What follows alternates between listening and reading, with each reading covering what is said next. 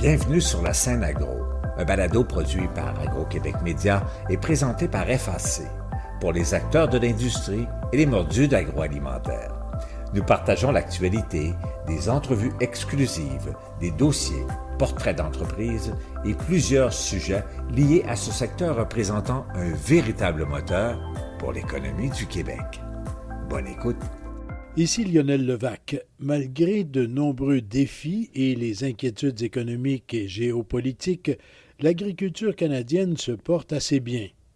Dans ce deuxième reportage sur Nourrir l'avenir, l'événement marquant le jour de l'agriculture canadienne, je vous présente une série de témoignages exposant les enjeux qui confrontent le secteur. Voici mon reportage. Innovation, environnement et développement durable sont parmi les défis de l'agroalimentaire. La ministre d'Agriculture et Agroalimentaire Canada, Marie-Claude Bibeau, le rappelait lors de son passage à Nourrir l'avenir à Ottawa. Les événements météorologiques extrêmes entraînent des milliards de dollars en pertes économiques, sans compter la pression sur les chaînes d'approvisionnement alimentaire et aussi le stress subi par nos productrices et producteurs agricoles. Notre gouvernement a des objectifs ambitieux pour appuyer la résilience de notre agriculture et pour s'assurer que nos productrices et producteurs puissent bien vivre de leur culture, de leur travail. On fait déjà beaucoup de recherches, on innove, on appuie les productrices et les producteurs afin qu'ils et qu'elles puissent adopter les bonnes pratiques et aussi se permettre l'acquisition des nouvelles technologies.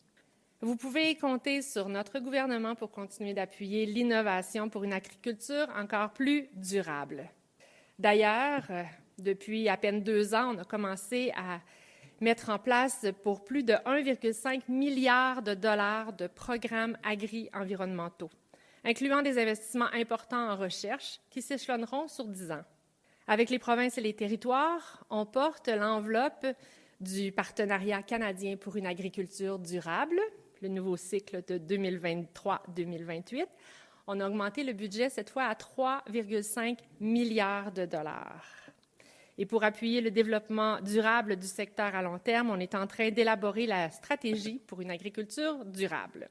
Et d'ailleurs, je vous invite à contribuer à cette réflexion. Vous pouvez le faire en ligne et à travers toutes vos associations, évidemment, d'ici le 31 mars. Un des défis de l'ensemble de la société est de voir à ce que chaque Canadien mange à sa faim. Financement Agricole Canada profitait de la rencontre pour faire le point de sa campagne contre la faim. Sophie Perrault, vice-présidente exécutive et chef de l'exploitation. On vient tout juste de terminer l'année 2022. Alors, l'année passée, on a amassé 36 millions de repas pour les banques alimentaires canadiennes. Puis cette année, on a battu notre record. On est à 40 millions de repas. Puis là, on débute notre année 2023 pour continuer d'amasser de la nourriture pour les gens dans le besoin.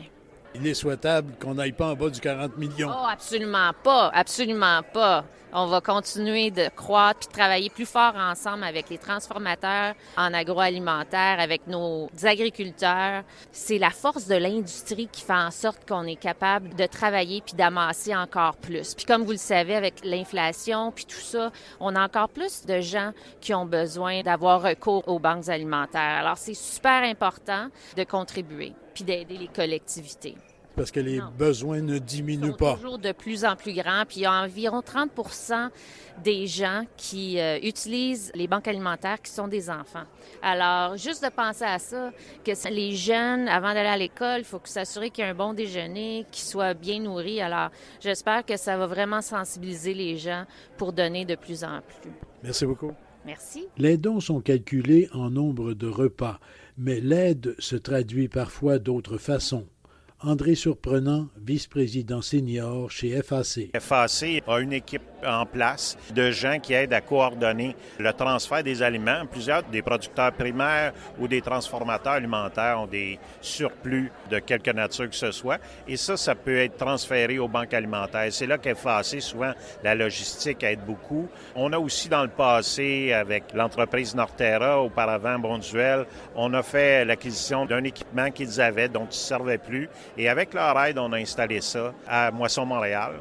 Et Moisson Montréal s'en sert pour emballer des produits qui sont en excès par des producteurs de fruits et légumes. Justement, Norterra fait des donations assez fréquemment dans des formats qui peuvent être utilisés par les banques alimentaires, par les gens qui viennent chercher des paniers alimentaires. Donc, très avantageux. Donc, ça, c'est la démonstration que votre campagne, bien sûr, on sollicite des dons, mais ça peut prendre ces formes-là là, de soutien de l'équipement, de la fourniture d'équipement, de l'aide à la logistique, etc. Oui, tout à fait. C'est gagnant-gagnant pour tout le monde. Ces produits-là qui sont en surplus pour les producteurs, les transformateurs, c'est pas des gros pourcentages, mais eux devraient faire quelque chose avec et on les aide à trouver une solution qui est économiquement viable pour eux, moins dispendieuse, surtout qui est viable pour l'environnement et qui est très bénéfique pour les gens qui en ont le plus besoin au Canada. Monsieur Surprenant, merci beaucoup. Ça fait plaisir. Le jour de l'agriculture canadienne permet un peu de recul sur le quotidien, mais les préoccupations restent toujours à l'esprit. Martin Caron, président de l'Union des producteurs agricoles. Quand on vient ici, entre autres, c'est de nous ouvrir un peu à toutes les choses qui peuvent arriver, les perspectives aussi côté économique, et de voir aussi les témoignages des gens qui nous amènent une nouvelle vision des fois ou qui nous ramènent à se poser des questions. Justement, vous parlez de perspective. Il y a de l'inquiétude encore dans l'air et ça, vous le sentez chez vos membres? Oui, absolument. Tout l'aspect de l'inflation, la hausse des taux d'intérêt, c'est sûr qu'on surveille ça de très près, sachant d'autant plus que l'augmentation des taux d'intérêt est rendue à plus de 4 %. Il y a 50 % des prêts agricoles qui vont être renouvelés cette année. En tout cas, on pense que c'est 50 %. Donc, ça va avoir des impacts au niveau économique sur nos entreprises agricoles. Ça qu'il va falloir faire une demande vraiment officielle puis une demande urgente par rapport au niveau des gouvernements. De façon à compenser une partie des coûts énormes que ça représente pour certains agriculteurs. Oui, puis je peux penser, entre autres, au niveau des régions périphériques présentement qui ont des hausses de coûts plus élevées en lien avec le transport et le diesel.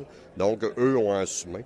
C'est qu'il va falloir être capable rapidement d'amener des aides pour soutenir, ramener la liquidité au niveau des entreprises pour être sûr, parce qu'on a eu une augmentation du nombre d'entreprises. Donc, il faut maintenir, il faut pérenniser ces entreprises-là et surtout aider la relève agricole qui sont vraiment en avant-plan et qui sont plus à risque que toutes les autres entreprises. Et c'est un message aussi que vous allez élaborer au Congrès de la relève agricole là, dans quelques semaines.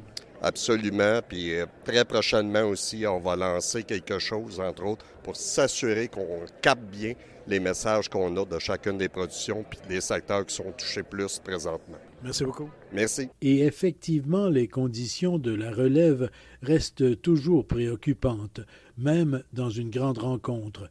Julie Bissonnette, présidente de la relève agricole du Québec, tout de même très heureuse de se retrouver à Ottawa. Plusieurs raisons. Là. Premièrement, le réseautage, c'est sûr que c'est toujours un bon objectif là, de rencontrer des gens. Ça fait longtemps aussi qu'on ne s'était pas vu en vrai à grandeur du Canada. Fait que juste ça, je trouve ça très intéressant.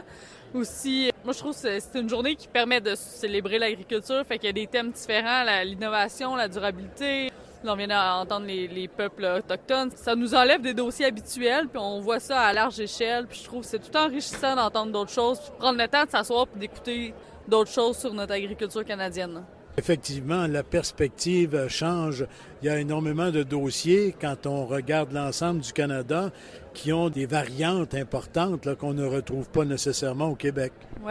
Oui, ça fait un portrait à l'échelle canadienne. Puis il y a aussi des enjeux. On parlait tantôt là, des gaz à effet de serre. C'est des enjeux qui touchent tout le Canada aussi. Il faut être outillé pour le comprendre, ces enjeux-là. Puis en l'écoutant puis en voyant qu'est-ce qui se fait ailleurs, la réalité du Canada, bien, ça donne des outils puis une perspective plus profonde des enjeux qui sont déjà présents puis qui vont faire partie de notre vie, là.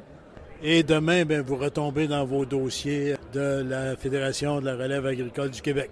Oui, en plein ça. Mais ça redonne une autre perspective à nos dossiers, c'est sûr et certain. Là. Puis c'est le fun aussi d'échanger, ça fait du bien de voir des gens, ça fait du bien de ne pas être en Zoom tout le temps à la maison non plus. Là. Fait que c'est motivant, puis c'est ça que ça nous prend. Là. C'est de l'implication, c'est beaucoup d'énergie, beaucoup de temps. Fait que, en étant plus motivé, c'est sûr que ça aide à continuer après les dossiers. Là. Rencontrer des jeunes aussi, plusieurs jeunes ici aujourd'hui. Fait que ça aussi, c'est le fun de voir qu'il y a de l'intérêt pour l'agriculture. Puis c'est ça, c'est une belle journée motivante pour continuer après au cours de la semaine, puis au cours des prochains mois aussi. Là. Et c'est pas l'ouvrage qui va manquer? Non, vraiment pas. On a notre congrès dans 2 semaines, donc le congrès de la relève s'en vient rapidement, fait que ça va être un gros dossier de tout préparer ça puis de se faire entendre aussi, là. Merci beaucoup. Merci. Pour les gens d'affaires, nourrir l'avenir apparaît une occasion de contact et de solidarité.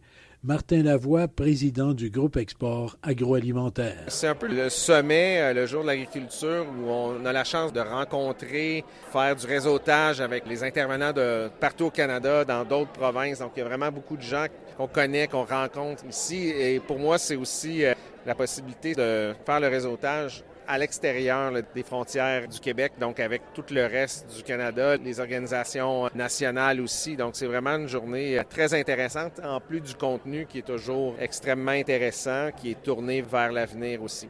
Parce qu'on a souvent l'occasion, à l'intérieur même du Québec, si on veut, entre toutes les organisations, plusieurs événements pour se rencontrer et discuter. Mais là, véritablement, ça ouvre davantage de perspectives avec des gens de partout au pays qui sont ici, là. Oui, tout à fait. À peu près tous les secteurs qui sont représentés. Il y a des visions différentes, des conférenciers très intéressants aussi. Puis moi, j'ai été longtemps aussi basé à Ottawa, là, donc c'est une belle opportunité de revoir plusieurs visages connus. Et souvent, il y a des choses qu'on peut travailler ensemble et bâtir là, pour le futur. Quand on parle du groupe Export, on parle surtout, bien sûr, d'exportation à l'étranger, mais est-ce qu'on peut aussi parler d'exportation à l'extérieur du Québec? Tout à fait. Souvent, c'est le premier pas pour les entreprises qui visent à exporter. Nous, on couvre tout ce qui est exportation hors Québec, donc on a des activités qui couvrent le marché canadien. Prochainement, on a une mission dans l'Ouest canadien aussi qui vise pour les entreprises à développer ce secteur-là, développer des relations avec des acheteurs. Donc, les activités du groupe Export, c'est pas seulement à l'international, puis c'est un marché vraiment très important aussi, le reste du Canada. Donc, cette partie-là est très intéressante aussi. Bien, M. Lavoie, merci. Merci beaucoup. L'agriculture et l'agroalimentaire au Canada se portent assez bien, mais il faut être vigilant. Le mot de la fin à l'économiste en chef de Financement agricole Canada, Jean-Philippe Gervais. Monsieur Gervais, comment va l'agriculture canadienne actuellement?